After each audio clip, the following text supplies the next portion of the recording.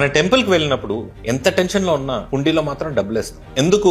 అది డివోషన్. కానీ ఒక్కసారి ఆలోచించండి, ఆ హుండీలో పడిన డబ్బులు ఎక్కడికి వెళ్తుందని. చాలా మంది ఏమనుకుంటారంటే టెంపుల్ కి వచ్చే డబ్బులు టెంపుల్ కే యూస్ అవుతుందని. నేను కూడా అదే అనుకున్నా, కానీ రియాలిటీ కొంచెం డిఫరెంట్. మన ఏపీ తెలంగాణలో చాలా పెద్ద టెంపుల్స్ డైరెక్ట్ గా గవర్నమెంట్ ఎండోమెంట్ సిస్టమ్ కిందే ఉంటుంది. అంటే భక్తి మనది, కానీ అడ్మినిస్ట్రేషన్ మాత్రం సిస్టమ్ ది. ఇదే గేమ్. ఇక్కడ ఫన్నీ పార్ట్ ఏంటో తెలుసా? మిడిల్ క్లాస్ ఆల్రెడీ ట్యాక్స్ కడుతుంటారు. శాలరీ నుంచి ట్యాక్స్, షాపింగ్ చేస్తే జిఎస్టీ, అండ్ పెట్రోల్ కొట్టించుకుంటే దానికి కూడా ట్యాక్స్. అయినా టెంపుల్ కి వెళ్ళాక స్పెషల్ దర్శనం టికెట్, అర్చన టికెట్ అండ్ హుండీ. అంటే ఇక్కడ గవర్నమెంట్ ని కూడా మనమే ఫైనాన్స్ చేస్తాం, డివోషన్ ని కూడా మనమే ఫైనాన్స్ చేస్తాం. బయట పర్సెప్షన్ ఏంటి? టెంపుల్స్ అంటే క్రోర్స్ ఆఫ్ మనీ. కానీ రియాలిటీలో చాలా తక్కువ టెంపుల్స్ మాత్రమే రిచ్. విలేజెస్ లో ఉన్న చాలా టెంపుల్స్ లైట్ బిల్ కట్టడానికి కూడా స్ట్రగుల్ అవుతారు. ఇంకా ప్రీస్ట్ శాలరీ చూస్తే షాక్ అవుతారు. కానీ మన ఫోకస్ అంతా గోల్డ్ మీదే ఉంటుంది. ఇంకో ఇంట్రెస్టింగ్ పాయింట్ చెప్పనా? మన కంట్రీ సెక్యులర్ అంటాం కదా, కానీ operational control mostly Hindu temples మీదే ఉంటుంది. అప్పుడు ఒక క్వశ్చన్ వస్తుంది, సెక్యులరిజం అంటే ఈక్వల్ డిస్టెన్సా